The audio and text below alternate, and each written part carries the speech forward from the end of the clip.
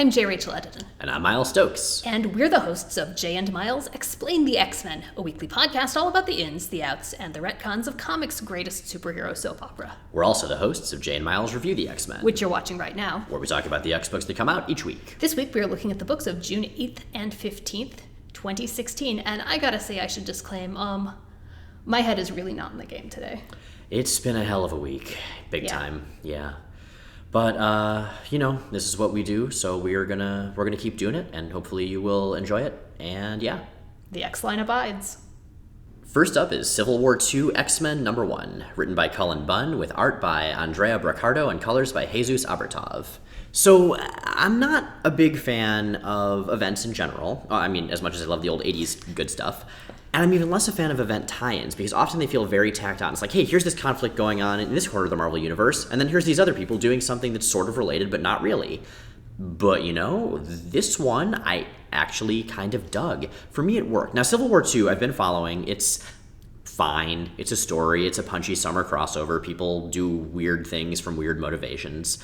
And so I'm actually kind of glad that the X-Men conflict is really just adjacent to it.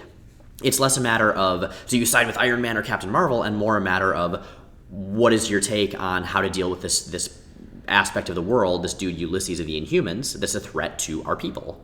Wow, you liked this a lot more than I did. I actually really dug it, and part of that, I think, is because, honestly, with a couple of exceptions, I haven't been all that impressed with this generation of the X-Line. I love All New X-Men, I love All New Wolverine, I love Old Man Logan, but Extraordinary and Uncanny, they both have... The two flagship titles. Yeah, they both have enough flaws that I've had a lot of trouble getting into them.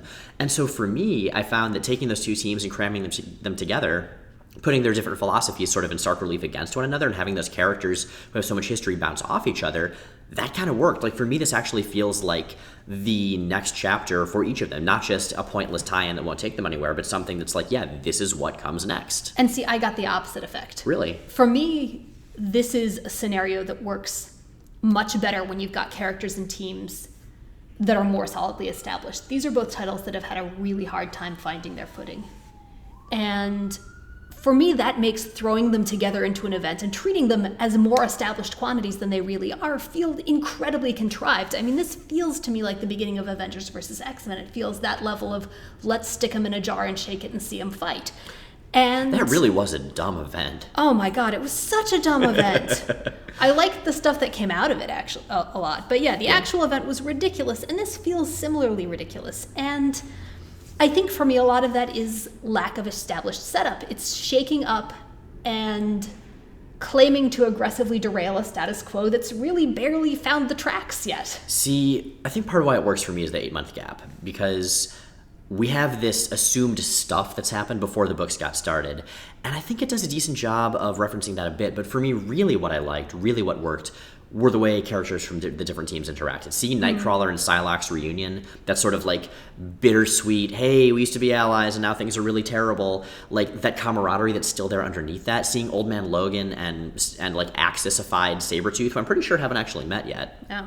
Meet up and basically having it undo like all the progress they've made in Old Man Logan and Wolverine's case, and in like Uncanny Avengers and Uncanny X-Men and Sabretooth's case. Like, that stuff rings true. This, for me, I think it ties it back to the X-Men's history, and thus it makes these teams that haven't been established very well feel more like the X-Men I know and love. Now, would it do that for people who didn't have that historical background? I don't know, but I think it really worked for me. I'm curious to see what happens next with it. What did you think of the art? The art, it was pretty good. Braccardo, I'm not familiar with Braccardo's work, but it seemed to be a good midpoint between Ramos's art in Extraordinary X-Men and Greg Land's art in Uncanny X-Men. Which should never be either end of a spectrum to which we're finding a midpoint. That's true. But it should just be off somewhere in the distance. But the point is, the art doesn't retreating. feel too alien for either set of characters. Like, I think it fits the way that each of those books have been drawn. The colors also, I enjoyed that the palettes were sort of exaggerated so that Magneto's team did look more like black, shiny, leather, dark, and Storm's team did look more colorfully heroic. I have really mixed feelings about the colors, because the other thing that they are is universally super saturated. To an extent that made background disambiguation kind of challenging for me. Okay, like, that's I legit. felt like it got. I appreciated the brightness, I appreciated the saturation, but there was a point where it started to get in the way of the storytelling. It took away a lot of nuance that I wanted to see. Fair enough. Which honestly is kind of true of this story too. So, well, as big dumb punchy Yeah. crossover events go, this is less dumb and thus far less punchy, although I'm sure that's coming. So I'm optimistic about where the series is going. We'll see. and hey, at least it's not Axis. At least it's not Sixus. Next up is Uncanny X-Men number 8, written by Cullen Bunn with art by Ken Lashley and colors by Nolan Woodard. This is continuing the Apocalypse Wars storyline, centered around Hero Archangel. And I should admit, going on, I have no idea what the hell is happening in this comic. Right. I mean, there's building a sense of mystery, and then there's how does any of this connect? I mean, maybe it'll turn out to resolve and be super awesome. Bunn's a great writer. It's intriguing, but it's intriguing. It's messily intriguing. I can't tell if we're supposed to be, if it's supposed to be mysterious, or if there's something we're supposed to be catching onto that's just lost in the estimable and significant chaos of this issue. I like the character writing. The character writing's consistently been the greatest strength of this title, and Cullen Bunn. very much continues to be the case here. We see the reintroduction of an older character who's got a lot of history with some of this team, which I really enjoyed. One of my guilty favorites. And dynamics that have now had the chance to sort of grow and develop over 8 issues that we're starting to see sort of realize and crystallize. I think Monet and Sabretooth are probably the best example of that. I actually really like Magneto and Psylocke as well. I've enjoyed them. Although in this issue, Psylocke and freaking Phantom X. Who is my guilty pleasure character. I love him so much. Love him. Yeah. Well, and given where we left things with Psylocke and Phantom X in Cy Spurrier's very Cy Spurrier run of X-Force, like, how did things Extremely. get from him being basically a Doom Patrol character that exploded out of reality to this? I have no idea. There was an 8-month look, gap. the universe got rewritten, and then a lot went down. Pretty much. Still makes more sense than whatever happened with Zorn back in the day. Miles, everything makes more sense than what happened with Zorn back in the day. That's very Literally true. everything. Lashley continues to put in a very strong showing on the art. Man, I am gonna miss him so much. Yeah, we find out that Greg Land is in fact coming back with the next arc, so that's a thing. You know what, comics? This is why we can't have nice things. But we do have Ken Lashley right now, We and do. that's rad. We have Ken Lashley, and we will love him and appreciate him while we have him. So Lashley's versions of Genocide, who used to be called Holocaust, is that a less badly judged name? Or is it I don't know, more? because I always thought specifically that his name before wasn't in reference to the historical event, but to the fact that he was a big fire guy. Hard to Like say. that it was specifically in reference to that, in which case Genocide makes less sense. But if we're talking about his overall motivation, Genocide will do, I suppose. It's a lousy code name. I mean, Yes. they're both lousy code names. But Lashley's art on Genocide and on M-Plate, the yeah, his texture M-Plate is of it, great. the texture of it is beautiful. Like M-Plate especially reminded me a lot of Guy Davis and even Tyler Hoek's work on BPRD. With that strange sort of texture. Yeah, like even the machinery feels organic and the organic stuff feels mechanical. I think a little bit of that is getting lost in the coloring, which is... I wonder if Woodard was in a hurry on this issue just because he's usually a lot tighter than he is here. But yeah, no, the line art is gorgeous and continues to be gorgeous. And yeah, I love Lashley's takes on the characters too. I love his Psylocke and his Phantom X.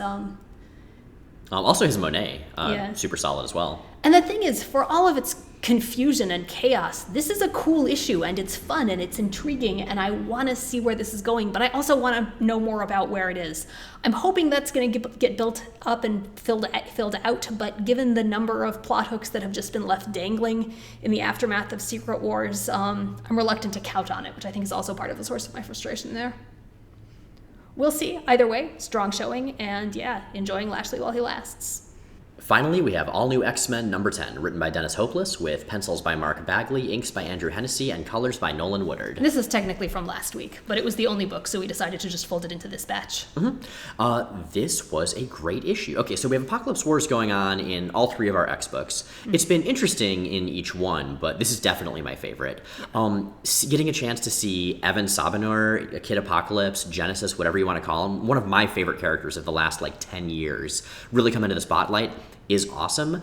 Addressing his worries about becoming Apocalypse rather than showing him as naive as he's been shown in the past is awesome. Yeah, I mean, Hopeless has done so much to flesh this guy out, and... Stretchy flesh.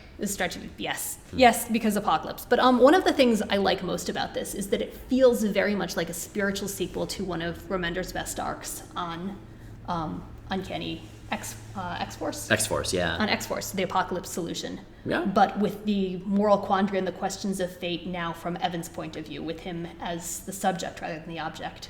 I think that's a really good point. What it also makes me think of, okay, so I read the Rise of Apocalypse miniseries from the 90s for a previous episode, for the episode we did preparing for the new X-Men movie. And so that's fresh in my mind, which is... So sorry, buddy. It was a weird series, but that's actually really cool here because this is basically like slotted in around issue 1-ish, maybe between issue 1 and 2.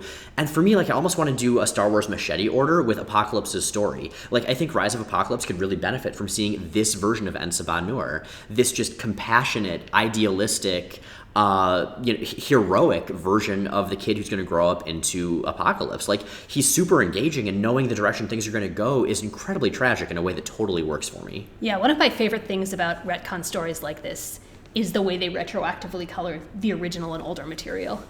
Absolutely, yeah. Okay, a couple other things. There's a character named Erica. She's a friend of Ensa Nur. She's like this kind of street urchin, gets in fights, piratey, sailory, treasure huntery, awesome person. Two things about her. Normally when you see foreign languages translated in comics, they're translated very starkly, or they're almost translated in like a movie version of that. So, from the Russian becomes a lot of people talking like Russian henchmen in American action movies. And that's not the case here. Like, at one point she talks how she is all up in a setting. And I love the idea of translating teenage dialect from one language to teenage dialect of another. Of localizing as well as translating. Well, localizing and anachronizing it. Because this is how Evan, who's, back in time, is hearing things, which I think is a great concept.